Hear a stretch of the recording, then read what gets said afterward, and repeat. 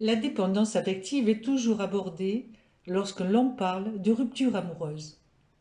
Comment pourrait-il en être autrement, alors même que la séparation est l'un des échecs sociaux les plus cuisants que nous puissions affronter? La promesse d'amour éternel a été bafouée. Aujourd'hui, on doit se relever, se reconstruire et apprendre à vivre sans la personne avec qui l'on pensait vieillir. Pourquoi parle-t-on de dépendance affective après une séparation?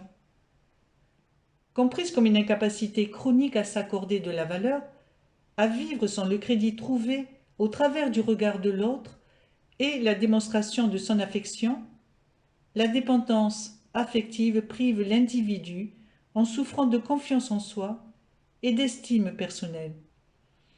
Il considère la présence de l'autre, son amant, son ex, la personne qu'il idéalise, comme un facteur décisif, une condition absolue au bonheur. Comme si rien n'avait de sens, de poids, de réalité sans lui, sans elle. Au moment de la séparation, la solitude est donc vécue comme une offense, une injustice irrémédiable, une trahison, justifiable d'ailleurs par la promesse d'éternité dont je parlais en introduction. Ne se dit-on pas oui pour le meilleur et pour le pire jusqu'à ce que la mort nous sépare? La rupture amoureuse remet tout en cause. La dépendance affective est un mécanisme quasi naturel, explicable, que l'on doit combattre pour changer le cours des choses, que nous parlions ici de reconquête amoureuse ou de reconquête de soi.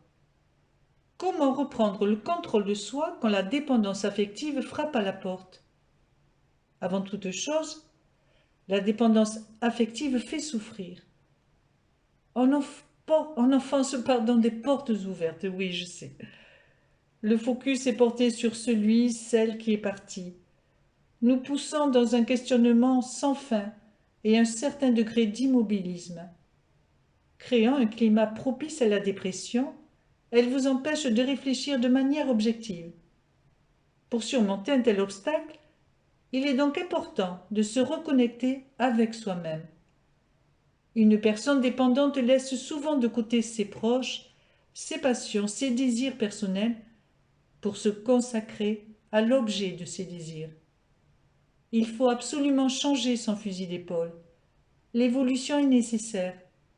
Elle est la base de la libération psychologique. Le premier pas vers l'amélioration est donc l'acceptation. Le sujet doit reconnaître que sa manière de concevoir une relation amoureuse est destructrice et s'en libérer. Pour ce faire, il est important de rompre avec toute notion d'habitude. Il faut révolutionner son quotidien. Quelques astuces pour éradiquer la dépendance affective. Une dépendance se combat en s'accordant la chance de prendre un nouveau départ. Ce dernier doit être matérialisé par des changements radicaux. Voici quelques conseils très basiques, mais toujours utiles pour y parvenir. L'ouverture sur les loisirs. S'il est important de renouer avec ses hobbies, en trouver de nouveaux l'est tout autant. On veut des activités déconnectées de votre ancienne relation. À ce titre, je conseille toujours d'opter pour un sport bien physique. Je fais par exemple du badminton en compétition ou la création artistique qui serviront d'exutoire, de manière de travailler votre colère. Un changement de cadre.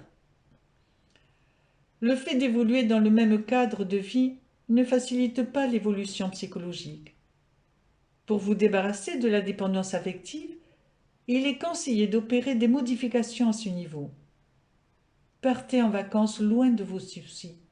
Déménagez ou changez complètement la décoration de votre appartement sont des musts. On ne peut pas guérir d'une dépression dans le cadre dans lequel on l'a contractée. Sortez de la solitude. Peut-être qu'il est temps de vous sortir de cet isolement. Prenez votre téléphone et appelez vos amis, vos proches. Voir les personnes dont vous n'êtes plus connecté depuis longtemps. Sortez, bougez. L'expérience est toujours bénéfique. Changer de look, effectivement. très accessoire et superficielle, le changement de style vestimentaire permet d'établir une limite formelle entre la personne que vous étiez et celle que vous voulez devenir.